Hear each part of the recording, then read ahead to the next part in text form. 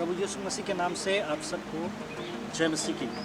मैं pastor Avon गुहा आज Bhutan border में हम आए हुए हैं और बहुत सुंदर नज़ारा है। मैं परमेश्वर को धन्यवाद देता हूँ सुंदर सृष्टि के लिए।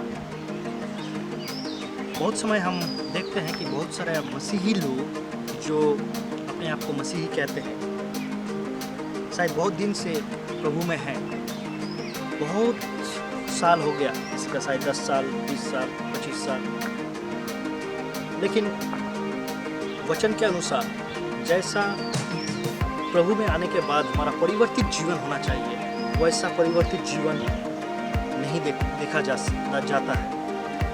बहुत सारे लोग ऐसा होते हैं कि जैसा पुराना जीवन वो व्यतीत करते थे, प्रभु को पाने के बाद, बपतिस्मा लेने के बाद वैसा ही वो जीवन को व्यतीत करते हैं। लेकिन वचन हमको ऐसा नहीं सिखाता है। हमको वचन सिखाता है कि जैसा हम प्रभु में आए, प्रभु का ऊपर हम विश्वास किए और प्रभु में हम जब चल रहे हैं, हम बपतिस्मा लेते हैं, पहला जैसा हमारा जीवन था वैसा जीवन हमारा नहीं होता। एकदम एक नया जीवन, एक परिवर्तित जीवन वो बन जाता है और हम में से प्रभु को हम दिखाते हैं। हमारा चाल चलन से, हमारा व्यवहार से, हमारा बातचीत से प्रभु को हम प्रकट करते हैं। लेकिन दुख की बात यह है कि बहुत समय हम नहीं देखते हैं कि ऐसा परिवर्तित जीवन वचन हमको क्या सिखाता है। अगर आप देखेंगे रोमी की पत्री उसका 6 अध्याय उसका 6 पद में यहाँ पर ऐसा लिखा हुआ है, हम जानते हैं कि हमारा पुराना मनुष्यत्व उसके साथ क्रूस पर चढ़ाया गया ताकि पाप का शरीर व्यर्थ हो जाए और हम आगे को पाप का दासत्व में ना रहे। बहुत समय हम देखते हैं पाप जो है, पाप का दासत्व में हम पहले से ही रहते हैं।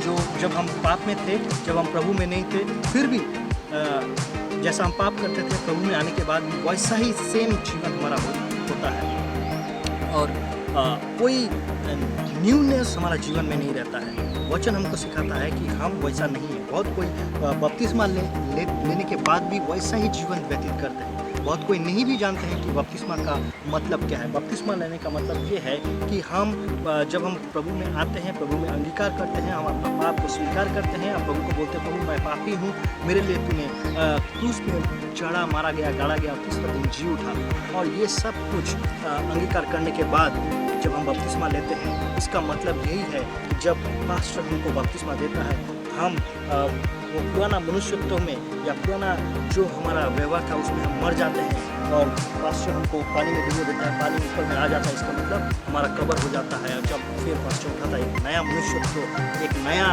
जीवन लेके हम उठते हैं। लेकिन नया जीवन मतलब नया सब कुछ, परिवर्तित जीवन। लेकिन वैसा नया या परिवर्तित जीवन, परिवर्तित व्यवहार, परिवर्तित कैरेक्टर, परिवर्तित बातचीत ऐसा बहुत समय नहीं होता।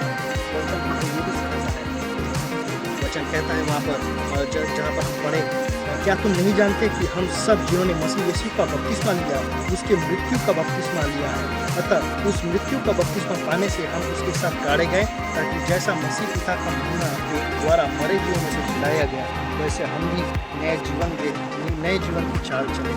रोमियो 6 अध्याय 3 पद में ऐसा कहता है, जब हम मर जाते हैं, पाप में हम मर जाते हैं, पास्टर हमको बपतिस्मा दे देते हैं, वो नया जीवन हम जीते हैं और एक नया जीवन, नया चाल हम चलते हैं। बहुत समय ये लैक हमारा मसीह जीवन में दिखा जाता है और वचन हमको बोलता है कि हम पुराना मनुष्यत्व जैसा हम ना चले, दासत्व का जीवन हम ना चले।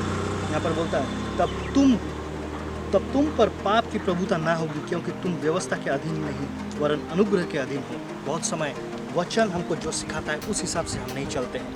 हम पाप का अधीन में ही हम रहना चाहते हैं। हम जैसे पाप में डूबे हुए थे, बपतिस्मा लेने के बाद, प्रभु का ग्रहण करने के बाद, वैसा ही जीवन हम व्यतीत करते हैं। लेकिन वचन हमको ये सिखाता है, तब हम पाप का हमारा ऊपर कोई कर्तृत्व नहीं रहता है, कोई बॉन्डेज नहीं रहता है हमारा। हमको एक नया जीवन से जीना चाहिए। और एक बात वहाँ पर कहता है कि 11 पद में, ऐसा ही तुम भी अपने आप को पाप के लिए तो मरा, परंतु परमेश्वर के लिए प्रभु यीशु मसीह में जीवित समझो। बहुत समय हम क्या करते हैं, हम जीवन में प्रभु यीशु मसीह को एक्सेप्ट करने के बाद भी हम पाप में अपना जीवन को व्यतीत करते हैं। लेकिन ये परिवर्तित जीवन हमारा व्यतीत नहीं होता है। तो मैं आपको ये कहना चाहता हूँ कि जब हम प्रभु यीशु मसीह का अनुग्रह में हम इस दुनिया में हैं, हम तो अनुग्रह के समय में हैं। हम पाप से हम प्रभु यीशु मसीह तौबा करके प्रभु यीशु मसीह को हम ग्रहण कर लिए हैं। उसके बाद हम बपतिस्मा भी लिए हैं, और उसको बपतिस्मा लेने के बाद क्या हमारा परिवर्तित जीवन नहीं होना चाहिए? वचन हमको यही सिखाता है। लेकिन बहुत सारे कलीसिया में बहुत सारे यंग जो चैप है, जो यूथ लोग हैं, शायद इसको नहीं मानते हैं।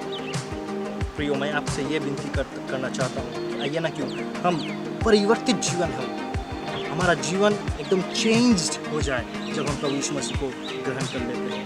और प्रभु यीशु मसीह बोलता है कि वचन हमको ऐसा सिखाता है, हम पाप के दासत्व में नहीं रहेंगे। और अगर हम ऐसा करेंगे तो प्रभु का आशीष, प्रभु का अनुग्रह हमारा जीवन में, हमारा व्यक्तिगत जीवन में, हमारा पारिवारिक जीवन में प्रभु जरूर देगा। वचन हमको ये कहता है परिवर्तित जीवन हमको होना चाहिए। आज मैं आपको ये छोटा सोच से मैं आपको कहना चाहता हूँ, क्या आपका जो आज इस वीडियो को देख रहे हैं, क्या आपका परिवर्तित जीवन आप लीड कर रहे हैं या जीवन व्यतीत कर रहे हैं या नहीं? आपका पहले जैसा मनुष्यत्व आपका जीवन में था, आपका था, क्या अभी भी वही मनुष्यत्व है, या आपका जीवन, आपका व्यक्तित्व, आपका सब कुछ चेंज हो गया? क्या आपका जीवन के द्वारा प्रभु देख रहा है? लोग आपका जीवन के द्वारा प्रभु को देख रहे हैं। बहुत किसी के पास बाइबल नहीं है, बहुत किसी के लिए हम अपना बाइबल प्रियो।